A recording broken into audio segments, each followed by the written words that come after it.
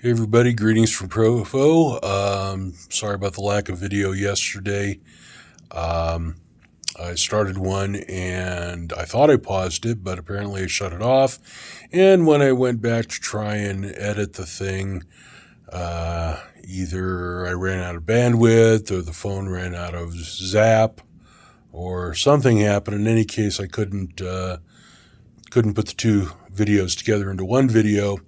So I decided the heck with it, flush both of them, and we're going to try it again today a little bit differently.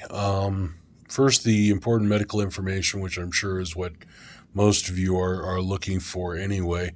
Things are getting better. I haven't seen the doctor quite yet, but I'm sure she's planning on dropping by sometime today. The general scoop is that things are continuing to improve.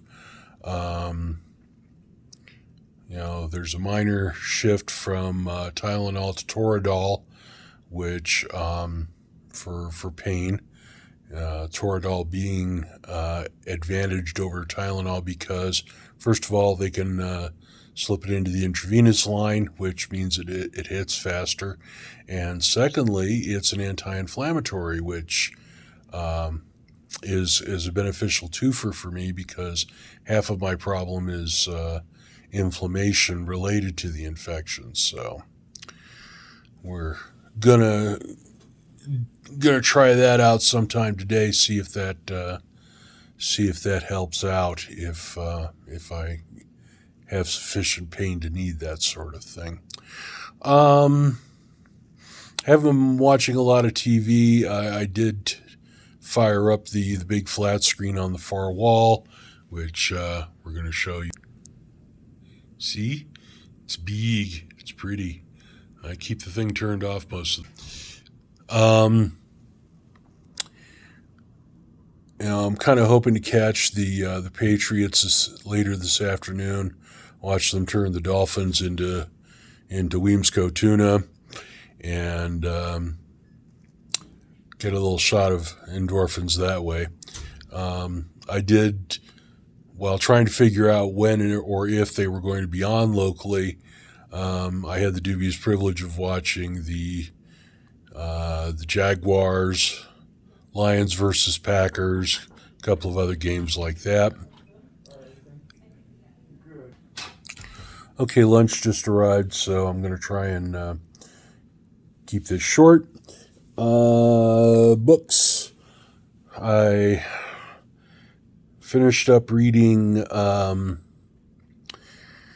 Was Now, This Is Then by Michael Williamson. This is the sequel to his earlier temporal displacement novel.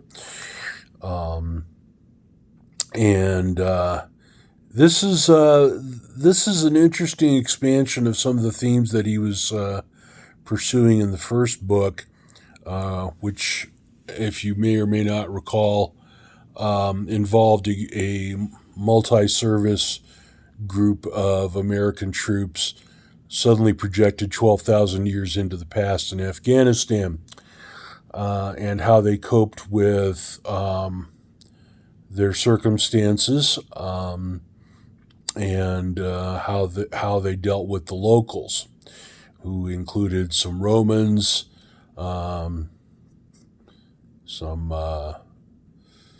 think they were Mughal era Indians, and some other displaced groups.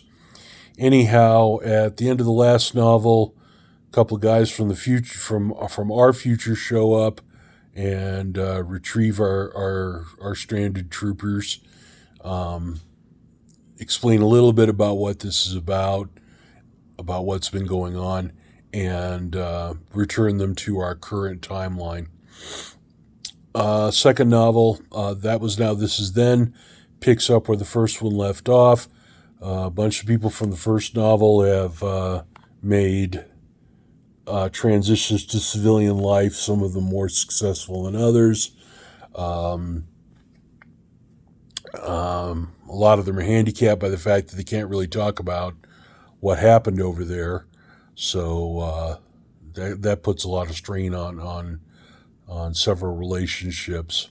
Anyhow, the Army calls up a lot of these people and says, hey, how would you like to go back, retrieve some of our other lost troops who are stranded in time, and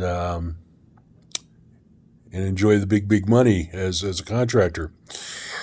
Well, enough of them do so that we have a story, and things turn out very differently. There you get some strong, very very strong hints that the idyllic post-scarcity future that civilization, which is partially responsible for all this temporal displacement fuckery, is not what it appears to be on the surface. And there's also some useful, if occasionally horrifying, comparisons of how the original team leader dealt with the locals, as opposed to how the other stranded group of troops did so. So that makes for a very interesting story. If you like the first one, you're really going to enjoy the second one, and I strongly recommend it. Likewise, I finished The Romanov Rescue by Tom Kratman, Casey Ezel, and I forget who the other guy's name is. Let's see here.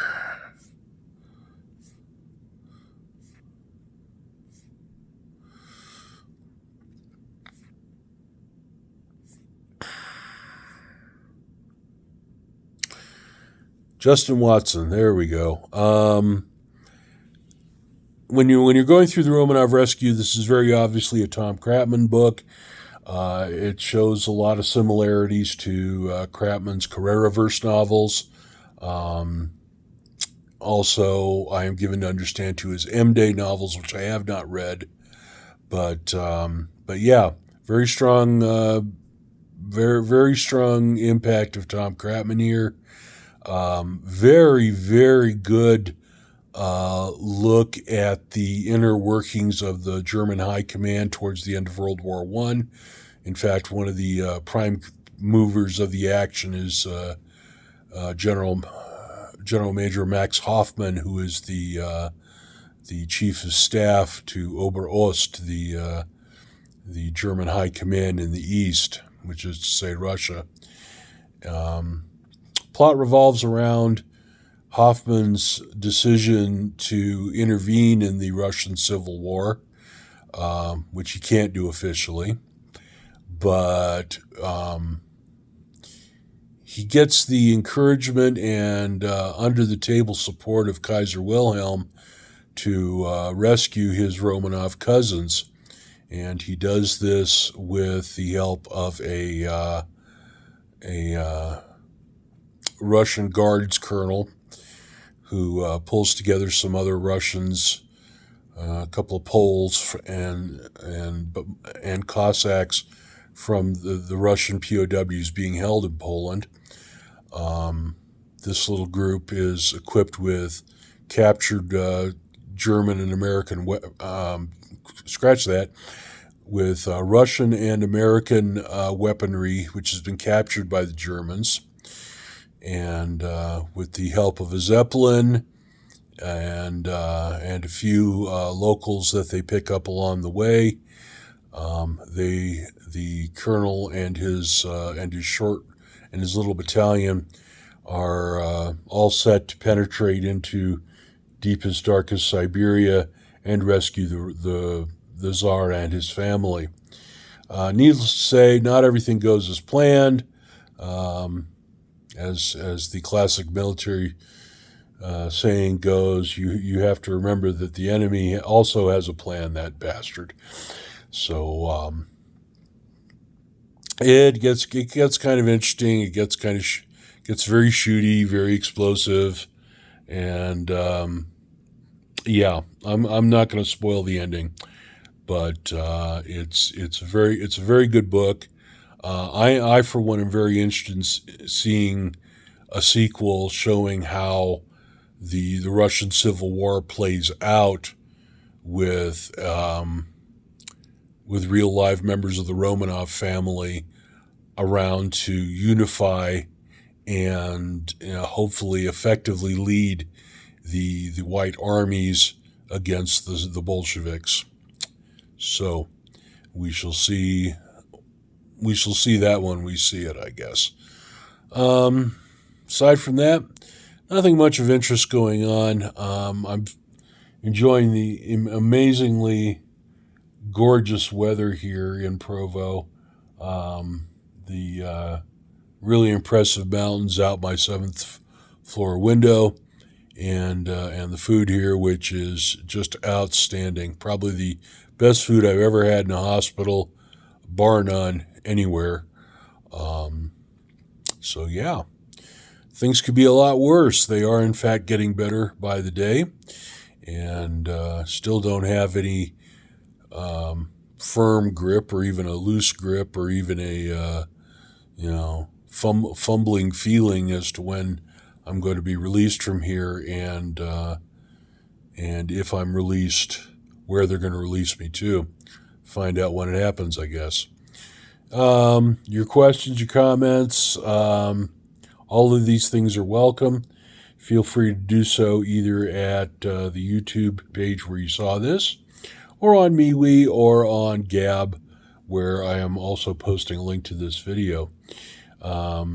Thanks to everyone for tuning in, and appreciate your prayers and support. Thank you very much, and I hope you enjoy the rest of your Sunday.